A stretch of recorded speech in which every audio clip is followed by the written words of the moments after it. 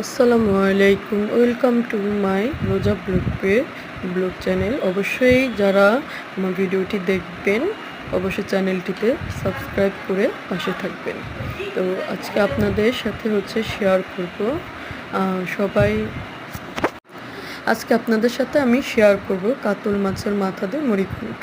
তো অবশ্য সবাই এই রেসিপিটি জানেন।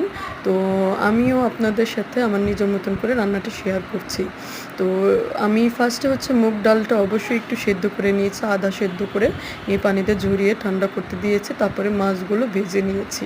তারপরে এর মধ্যে সেই তেলের মধ্যেই একটু পেঁয়াজ দিয়ে তেজপাতা দিয়ে এবং আপনার গরম মশলা দিয়ে একটু নাড়াচাড়া করে একটু লাল লাল করে তারপর ওর মধ্যে আদা রসুন জিরা বাটাটা দিলাম। দিয়ে তার মধ্যে সামান্য একটু পানি দিয়ে একটু হলুদ একটু ধনে তারপরে এক চামচ করে আপনার মরিচের ঝালের পরিমাণ অনুযায়ী আপনারা যেভাবে খান আপনারা একটু বাড়িয়ে নিতে পারেন।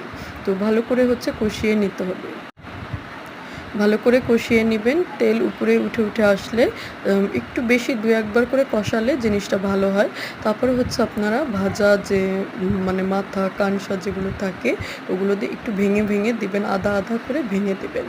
ভেঙে দেওয়ার পর খুব সুন্দর করে ওটা আর একটু ভালো করে কষাবেন। প্রত্যেকটা রান্নার মধ্যে যত কষানো হবে তত রান্নাটাই বেশি স্বাদ হবে। তার মধ্যে আমি সেদ্ধ করা মুগ ডালটা দিয়ে দিলাম। সেদ্ধ করা মুগ ডালটা দিয়ে ভালো করে একটু নাড়াচাড়া করে নিচ্ছি, কারণ এক হাতের মাধ্যমে ভিডিওটি করা হচ্ছে, এর জন্য ক্ষমার দৃষ্টিতে দেখবেন। সুন্দর করে আমি এটা একটু সব মশলার সাথে একটু মিক্স করে নিলাম। নিয়ে তারপরে ভালো করে কষিয়ে একটু পানি দিয়ে সামান্য একটা টমেটো কেটে দিয়ে দিলাম। কিছুক্ষণ আপনার বলক আসবে সুন্দরভাবে। আস্তে আস্তে এই বলকের মাধ্যমে পানিটি শুকিয়ে যাবে। একটু ঘন টাইপের, একটু ভুনা টাইপের, ঠিক এরকম আপনার হবে। ঠিক আছে, তারপরে দেখুন কত সুন্দর একটা কালার চলে এসেছে অলরেডি। যতটুকু পানি শুকাবে একটু ঘন আঠালো ভাবটা থাকবে, দেখতেও সুন্দর লাগবে। এবং নামানোর আগে আপনি একটু ঘি দিয়ে নেবেন, তাহলে দেখবেন জিনিসটি খেতে আরও বেশি মজা লাগবে। ঠিক আছে, তো অবশ্যই সবাই একটু বাড়িতে ট্রাই করবেন। সবাই জানেন রেসিপিটি। তো ভালো লাগলে অবশ্যই পাশে থাকবেন এবং